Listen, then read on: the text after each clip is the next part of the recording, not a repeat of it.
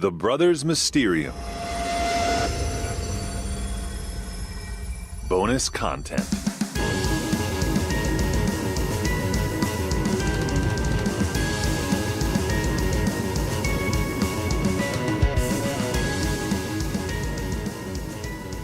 Hello and welcome to The Brothers Mysterium. My name is Tommy, and if you're listening to this, I assume it's because you like The Brothers Mysterium, so please like The Brothers Mysterium on Facebook, facebook.com/The Brothers Mysterium. Please rate and review us on whatever podcast provider you use. You can follow us on Twitter and Instagram at Mysterium Bros, and if you have a friend who's into the mysterious and would be down to listen to our show and love it just as much as you do, please tell them about us. And now the reason we are here. One of the coolest aspects of this show is that it's first-hand accounts from people who are brave enough, willing to come forward with stories, experiences they've had that they cannot quite explain, something they might not share in their everyday life, sometimes a story they've never shared publicly at all. And we like to think we create a safe, judgment-free space where people can share, can be honest, can be open, will not be judged or ridiculed for what they've seen, just to simply get a conversation going, to open up a dialogue, to learn more, to understand more. You don't have to believe everything, as we always say, but just take it in, consider it, be open-minded. And sometimes, admittedly myself, I've heard some stories that I say, that's a little weird, that's a little suspect, but then you hear more people, similar stories, commonalities jumping up, and you realize, wow, there is something here. Similarly, after almost every episode we release, we will get emails, messages from listeners saying, I went through the same thing. I thought I was crazy. I thought I was alone. I never knew this had a name. I had almost an identical experience. So it is cool that we're able to share and openly discuss and explore together. And that is pretty much what happened here. After our last episode dropped, episode 29, UFO Sightings, I got a text from a buddy of mine. He hit me up and said, dude, I saw the Hudson Valley UFO as a kid, which was awesome. I had no idea that I knew somebody who witnessed this famous UFO sighting. And again, just being open, being honest, he knew about the show, he was listening, and he stepped forward and said, man, I got to tell you what I saw. So it's very cool. You never know who around you might have some incredible stories, eyewitness accounts, experiences of their own, which is why it always helps just to ask questions, be open, be honest, and again, get a discussion, get a dialogue going, throw it out there, because you never know. Even your own friends and family, maybe those closest to you, have some incredible experiences. A quick reminder, the Hudson Valley UFO, also known as the Hudson Valley Boomerang, the Hudson River Valley UFO, or collectively the Hudson Valley Sightings, was a collection of sightings of an unknown flying object. It was a formation of lights and a mile-long craft silently floating in the skies north of New York City and Connecticut. There are an estimated 7,000 witnesses. The sheer number of witnesses and the consistency of the sightings have made it one of the most famous UFO cases ever, perhaps one of the most famous unsolved cases ever. To add to the credibility, many of these witnesses were police officers whose reports matched on what they were seeing. The first sighting was documented on January 31st, 1981. A wave of reported UFO sightings continued in the Hudson Valley, peaking in 1983 to 1984. The last reported claims of this UFO being seen are potentially 1987, though depending on whose research you look into, there are some reports of it still being seen as late as the early 90s. Depending on how close people were and what time of night it was, dealing with the brightness, some describe seeing a very vivid boomerang or black manta-shaped series of lights, while others who saw it a little more clearly or in more light describe a massive mile-long craft. Many say it resembled an aircraft carrier. At the time, the main report of what it was simply a hoax, many small planes flying together from a local airport. However, almost everyone who saw it says that is definitely not the case. It would be impossible. They saw one solid object, not several little ones. There was no sound. People know what planes are. They did not know what this was. So once my friend texted me, I knew I had to get him on the phone. So I reached out to my buddy. My name's Shawn, and I'm from Mount Kisco, New York. And asked him what he had experienced. You told me that you had seen the Hudson Valley UFO. Can you take us back to how old you were, where you were, and what happened? Yeah, I was 12 or 13 at the time. think probably about 12. It was probably like the summer of 1983, I think, or 82. So there were a lot of spottings. It was during the summer, and there were like a lot of spottings around the area. I mean, a lot of people, a lot of kids had seen stuff. I saw it one night. I was driving. My mom was driving, and we were driving near Interstate 684. There's an exit there in Bedford, New York, right near the high school of Fox Lane. And there's a big, there's the bridge, the overpass for 684, and we were driving towards the bridge, like towards the high school on Route 172 towards Route 684.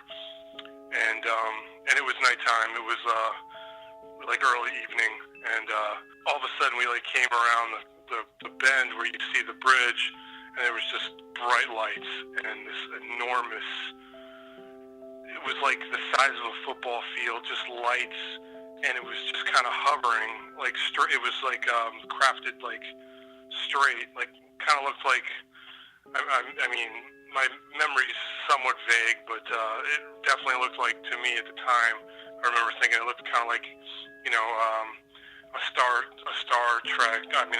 Wars kind of fleet destroyer, kind of Darth Vader, you know, big ship, whatever they call those things. Yeah. And it was so it was lights everywhere and just kind of hovering. And my mom slowed down because she was freaked out, and we just kind of looked at it for a minute, and then it just kind of like took off, real like in kind of in a fast motion. And so, you know, we were still driving, but kind of slow. And we got down to the bridge. We weren't going on 684. We were going past it. So we like slowed down, and you couldn't see it anywhere. It was gone. Like it's like kind of shot away. And so that was the first time I saw it.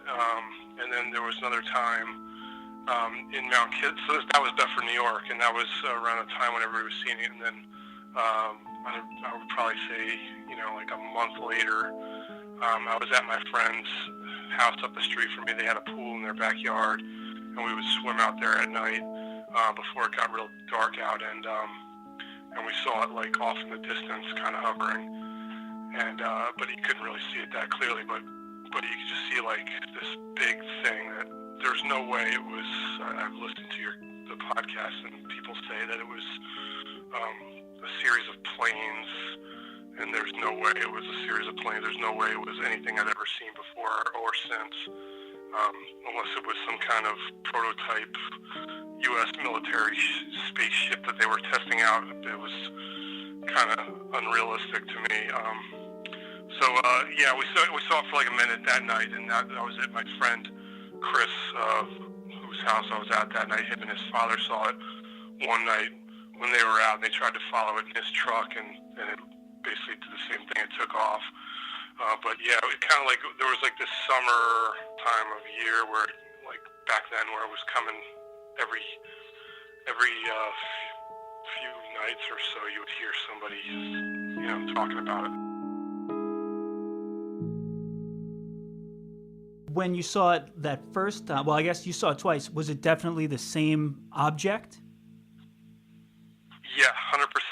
Same exact thing. Like that, it was basically looked like, I mean, I don't know if you know Star Wars better than I do, but what they call the big fleet ship where they're all, you know, they have the admirals and everybody on. Right. It was basically like the big flat kind of, you know, straight, like not flat because I couldn't see the top of it, but like the sides were like straight and long, like, you know, like ridiculously long, like a football field length or so. And like the second time you said you were kind of far away in the pool. The first time you were in a car, but did you hear any sound as it was hovering? No. It was silent? No, none at all. No, the windows were down because it was summer, and none. No, nothing at all. You know, would have obviously heard, you know, planes back then and now, and nothing loud at all. It was like silent. It was creepy. I mean, it was crazy. I'm convinced that it was definitely, you know, otherworldly. A lot of people have described it as almost like a boomerang, or even the lights were in sort of a boomerang kind of curved shape. Is that the lights that you saw? Do they fit that, or is what you saw different? You know, I don't. When I saw it the first time we were driving towards, I was probably like a little over, like probably almost over a quarter mile away, probably like between a quarter mile and a half mile away. So I couldn't get like a super close look at it, and kind of like just kind of shock was, you know, first thought, and not really knowing what that was.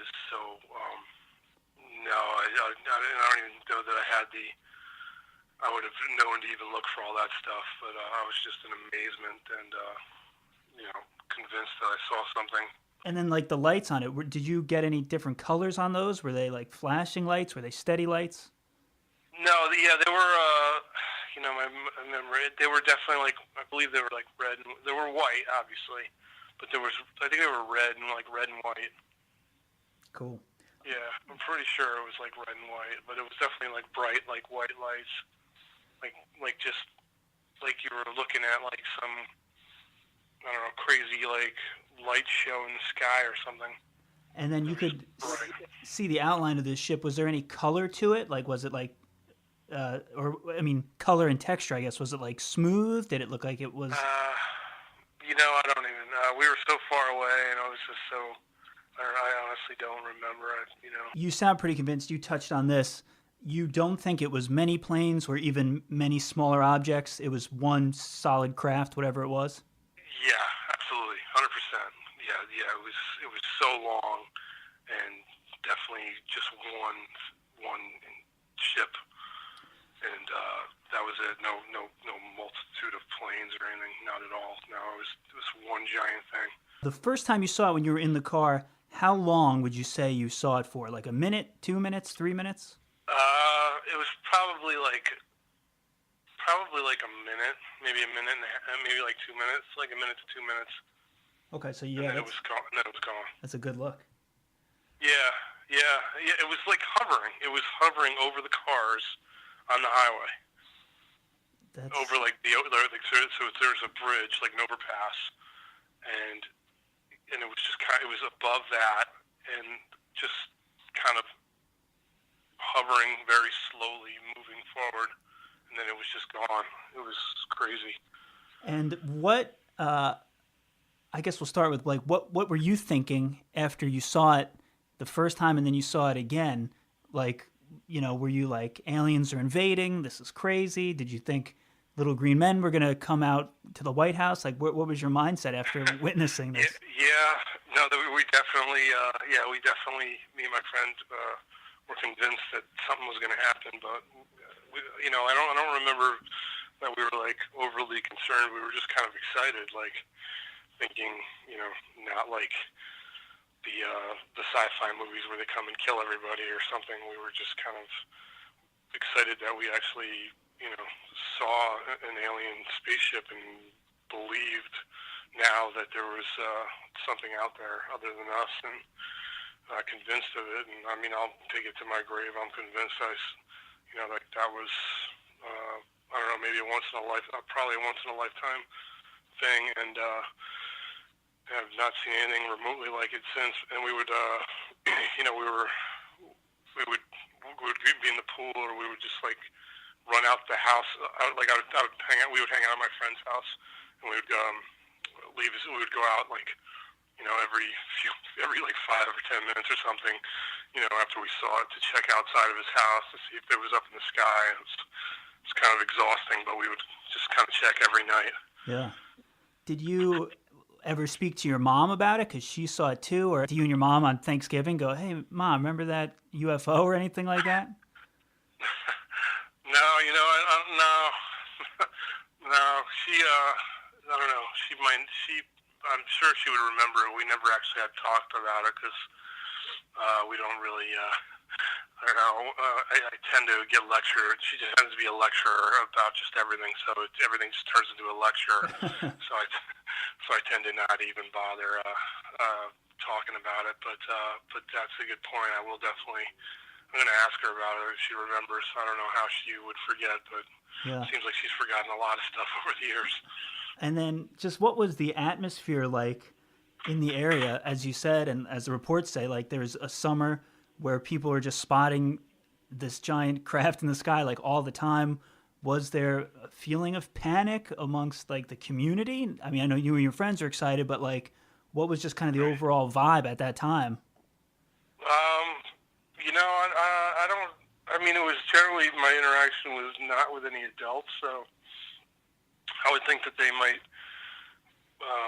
I would guess that they, might think it might be a military ship or something, or come up with some reasoning like that to kind of squelch the mindset that it's aliens invading or something. But no, I don't remember. I just remember us just kind of being excited about the prospect of possibly interacting someday with aliens, and just the excitement of this actually being something that we I didn't like X-Files wasn't on, and there wasn't there was just goofy movies back then. It was probably like even around the time when E.T. was made, so we probably you imagined that maybe like E.T. would be in the friggin' ship. So as a kid, and it might be like a real nice, fun person. But I just remember we were excited and just like shocked, and just thought it was cool. And most of my friends that kind of had heard of somebody that saw it or actually saw it themselves were kind of the same mentality. We're just kind of like excited that, and just kind of like in bewilderment that maybe like this could possibly be aliens. Not really overly concerned, and I don't remember any news stories or anything even being on TV about it or in the papers.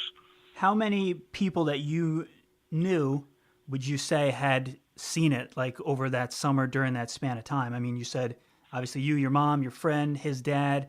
If you had to throw out a number. Altogether, it would probably be like 7 people. Mostly kids at my school, and then obviously my friend's dad, and I'm not sure if his wife also saw it, but like 7 probably, maybe 8. That I personally knew who had either heard stories. I'd say probably 5 of them actually saw it. And the 2 were just kind of like word of mouth kind of thing. Right. But it was all the same. It was like crazy. It was always it was in that area a lot during that time, and and then it just never happened again. It was like for like a month or 2, you would on a night it would happen, and then it was just over. And now looking back as an adult now and knowing everything you know, you still feel this was probably some sort of extraterrestrial craft, and it was not a military prototype or something. You said you don't think it was obviously a group of planes. 100%. So there's no way the military could keep something that large under wraps. Like it was like if you put together like I've never seen a stealth bomber in person besides when they fly over like a sporting event. But it was probably like close to 10, like putting 10 of those things together. Yeah. So it was huge, and it's not like you would be able to keep that a secret if it was an actual military thing. So I'm 100% convinced, and wish I'd seen it more, and wish I would have seen it when I was older, where I could have totally taken it in. Because the first thought was, is this real? And it's like you're not really like is it possibly like a military thing, like a plane or something? And by the time you like put 2 and 2 together, where there's no way that could humanly be possible, it was gone, and you can't really analyze it and look at it, and my memory's not the sharpest at this point in life. But yeah, it was this enormous thing that just couldn't have possibly been, created by. I mean, it could have been created by the government, but it couldn't have been kept a secret, and still to this day be kept a secret. And yeah, they probably wouldn't have flown it over the highway and Right. populated Right. areas and stuff if it was a Right, secret. where everybody can see it. Yeah. Right. Yeah. Yeah, pretty amazing. Did this experience make you feel like aliens definitely exist? 100%. Yeah. Without a doubt. Without a doubt. And did that anyway like change your life or open your mind up to other possibilities or anything? Yeah. Well, I mean, it just definitely opened my eyes to the possibility that there's something out there, and I would hope it's not like some crazy sci-fi movie where they're gonna come and kill everybody, or clone everybody. I think it's exciting that there's something out there, and it definitely,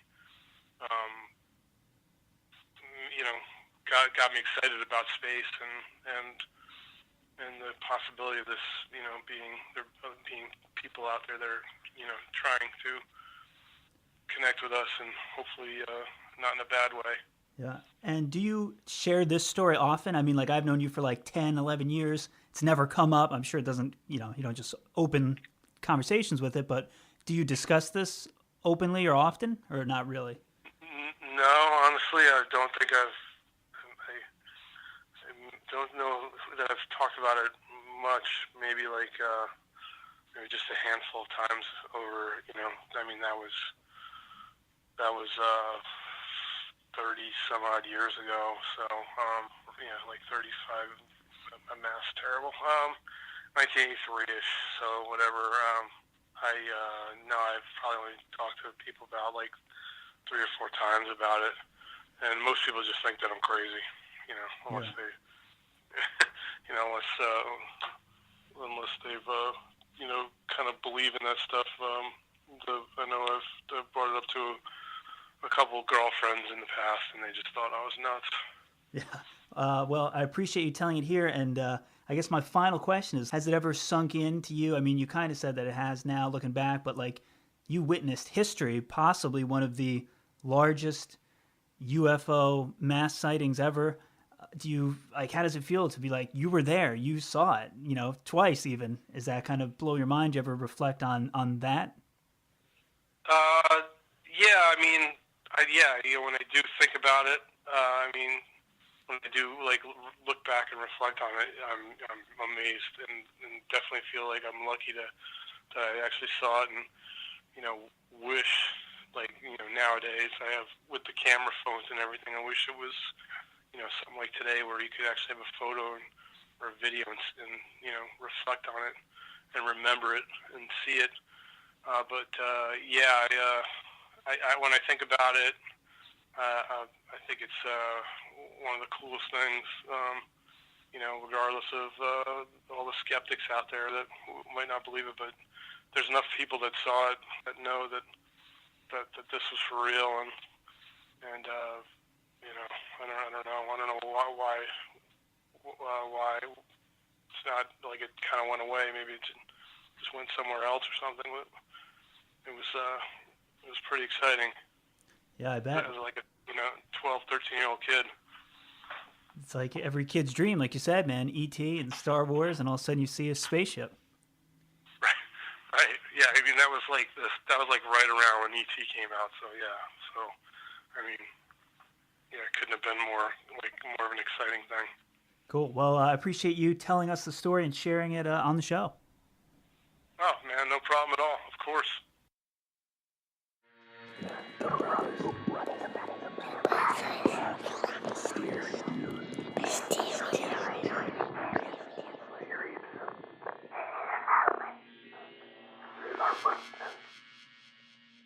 So first off, the comparison to Star Wars that Shawn was making, he was talking about an Imperial Star Destroyer. You can Google that, and I threw up a photo that he had sent me on our Facebook album. If you go to facebook.com/thebrothersmysterium, give us a like while you're there. There is a photo album with some news clippings, some photos, purported photos of this craft, as well as an example of an Imperial Star Destroyer. And again, it's just awesome that from this episode, from having this conversation with other people and just UFOs in general, I never knew that I knew someone who had witnessed not only a UFO, but one of the most famous UFO incidents ever, He doesn't share the story very often, so it's kind of an exclusive. Want to thank Shawn again for coming forward and being open to sharing it on the show. Now, obviously, I know Shawn. We have a solid relationship. He's a good guy. He's an honest guy. He's not someone to make this up. So I will clearly say there's a bias in my mind in that I believe him right off the bat. If a skeptic wanted to try to poke holes in his story, you can go with one of my favorite defenses, which is he was a stupid kid. Kids are dumb. They see things, overactive imagination, could be a false memory, could be a wrong memory. Maybe at the time, with all these rumors swirling of UFOs, he convinced himself that he had seen it. I think that does not hold much weight, if any weight. Number one, he wasn't that young. He wasn't like 6 or 7. He was 12 or 13. So he should have well-formed brain function and memories at the time. Also, he was always with an adult or another person. He was never alone when he saw it. First time, his mom was in the car with him. Second time, he was with his friend, and his friend's dad even came out. So to say it was just a kid being silly doesn't really hold much weight. I would be interested in what his mom says when he brings it up to her, see if she still remembers it, if she's willing to talk about it. Hopefully that does not become a lecture. She doesn't start yelling at Shawn about the dangers of hanging out with aliens or something like that. And another thing that just helps with this story is he was the right guy, the right place, the right time. It's 1983. It's during the height of all these sightings. He's right there in the hot spot, in the hot zone, ground zero of where these sightings were happening, which again, I think just makes it that much more believable. He's not like, I was in Michigan at the time and I saw one too. He was right there at the center of it. And the descriptions, everything, his admission that he doesn't talk about it that much. I asked him, do you tell people this all the time? And he said he's maybe told a handful of people in the 34, 35 years since it's happened, which always makes me lean towards it being more believable because he's not sure exactly what he saw. And sometimes the people that are the most vocal about it are the ones who tend to exaggerate a little bit more, seem to be kind of wanting the attention that comes along with it. I'm special, I saw this. So his more reserved account of it, I appreciate, and I find that some of our best experiences, our best guests on this show are those that are a little hesitant or haven't told the story much. It just makes me, again, think it's much more of a valid, real experience. Interesting as well to note that he was very passionate about, as were most of, if not all the witnesses who had seen it, that it was not a group of planes. He got a good look at this thing twice. The first time, definitely a closer, better, clearer look. And he said it was one large, big craft. He said what a lot of people say, a football field-sized object. He did not think it was military. As we kind of discussed, if it was, and it's a stealth secret project, you would think they'd be a little more stealthy about it. Flying over major highways and densely populated areas, not the best move. Also, that was 83, early 80s is when this was happening. Some people say they were still spotting it in 87 to the early 90s. I would think at this point, if we had floating aircraft carriers, Agent of S.H.I.E.L.D. type airships, we would know about them. Maybe if that was a prototype or something, 30 years later, unless they aborted the project or something, they would exist. They do not.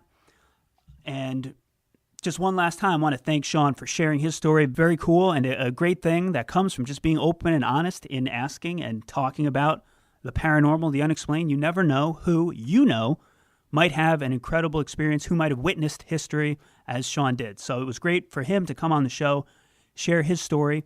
And the fact remains that still irks me to this day. Thousands of people saw something all in the same area, all describing a very similar object. Nobody has an answer for what it truly was. So I think these are the mysteries that keep me up at night. Everyone saw something. There's no doubt in my mind that something big was hovering over the Hudson Valley. But what that something was, we may never know.